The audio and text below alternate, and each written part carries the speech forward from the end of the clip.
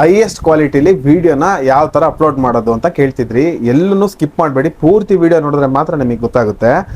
ಈಗ ಹೈಯೆಸ್ಟ್ ಕ್ವಾಲಿಟಿಲಿ ವಿಡಿಯೋನ ಶೂಟ್ ಮಾಡಬೇಕು ಅಂದರೆ, ಈಗ ಐಫೋನಲ್ಲಿ 4K 60 ಫ್ರೇಮ್ ಇರುತ್ತೆ, ಈಗ ಆಂಡ್ರಾಯ್ಡ್ ಫೋನಲ್ಲಿ 180p 60 ಇರುತ್ತೆ. ಸೊ ನೀವು ಹೈಯೆಸ್ಟ್ ನಿಮ್ಮ ಮೊಬೈಲಲ್ಲಿ ಎಷ್ಟು ಹೈಯೆಸ್ಟ್ ಕ್ವಾಲಿಟಿ ಇರುತ್ತೆ ಅದರಲ್ಲಿ ವಿಡಿಯೋನ ಶೂಟ್ ಮಾಡಿ.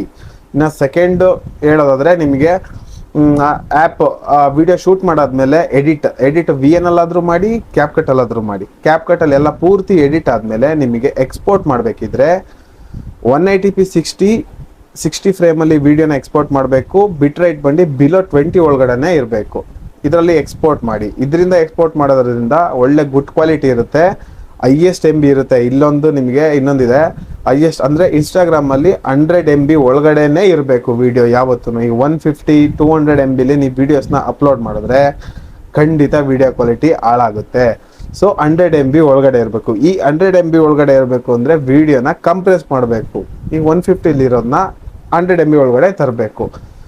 ಈಗ ನಿಮಗೆ ನೆಕ್ಸ್ಟು ವಿಡಿಯೋ ಎಲ್ಲ ಎಡಿಟ್ ಮಾಡಾಯಿತು, 180p 60ಲಿ ವಿಡಿಯೋನ ಎಕ್ಸ್ಪೋರ್ಟ್ ಮಾಡಿದ್ರೆ ನೆಕ್ಸ್ಟ್ ಆಪ್ಷನ್ ಬಂದು ಎಡಿಟ್ಸ್ ಆ್ಯಪಲ್ಲಿ ನಿಮ್ಮ ವಿಡಿಯೋನ ಜಸ್ಟ್ ಅಪ್ಲೋಡ್ ಮಾಡಿ ಎಕ್ಸ್ಪೋರ್ಟ್ ಮಾಡಿ.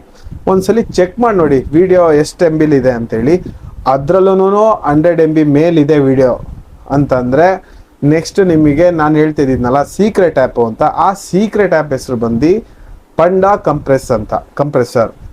ಕಂಪ್ರೆಸರ್ ಅಂತೇಳಿ. ಗೊತ್ತಿಲ್ಲ ಅಂತಂದರೆ ನಾನು ಕಮೆಂಟ್ ಬಾಕ್ಸಲ್ಲಿ ನಾನು ಪಿನ್ ಮಾಡಿರ್ತೀನಿ ಪಂಡಾ ಕಂಪ್ರೆಸರ್ ಅಂತ. ನೀವು ಹೋಗಿ ನಿಮ್ಮ ಪ್ಲೇಸ್ಟೋರ್ ಆಗಲಿ ಆ್ಯಪ್ ಸ್ಟೋರಲ್ಲಾಗಲಿ ಯಾವುದ್ರಲ್ಲಾದರೂ ಡೌನ್ಲೋಡ್ ಮಾಡ್ಕೋಬೋದು.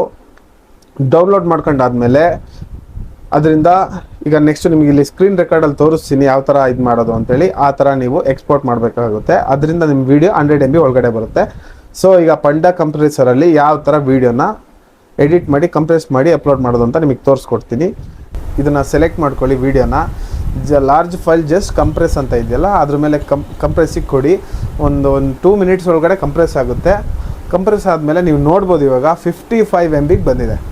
ಈ MB ನಾನು ಹೇಳ್ತಿದ್ದು 100 MB ಒಳಗಡೆ ಇರಬೇಕು ಅಂತ. ಇದು 55 MB ಒಳಗಡೆ ಬಂದಿರೋದ್ರಿಂದ 1% ವಿಡಿಯೋ ಕ್ಲಾರಿಟಿ ಹಾಳಾಗೋದಿಲ್ಲ. ಇಬ್ಬರು ಏನಾದರೂ ನನ್ನ ವೀಡಿಯೋಸ್ ನೋಡ್ತೀರಾ ದಯವಿಟ್ಟು ಸಬ್ಸ್ಕ್ರೈಬ್ ಮಾಡಿ, ಸಪೋರ್ಟ್ ಮಾಡಿ ಅಂತ ಹೇಳ್ತಾ ಆಯ್ತಾ. ಈಗ ನೆಕ್ಸ್ಟ್ ಈಗ ನಿಮ್ಮ ಇನ್ಸ್ಟಾಗ್ರಾಮ್ ಆ್ಯಪ್ನ ಅಪ್ಡೇಟ್ ಮಾಡಬೇಕು. ಅಪ್ಡೇಟ್ ಮಾಡಲೇಬೇಕು. ಮಾಡಲಿಲ್ಲ ಅಂತಂದರೆ ಮತ್ತೆ ಸೇಮ್ ಅದೇ ಕ್ವಾಲಿಟಿ ಹೋಗ್ತಾ ಇರುತ್ತೆ.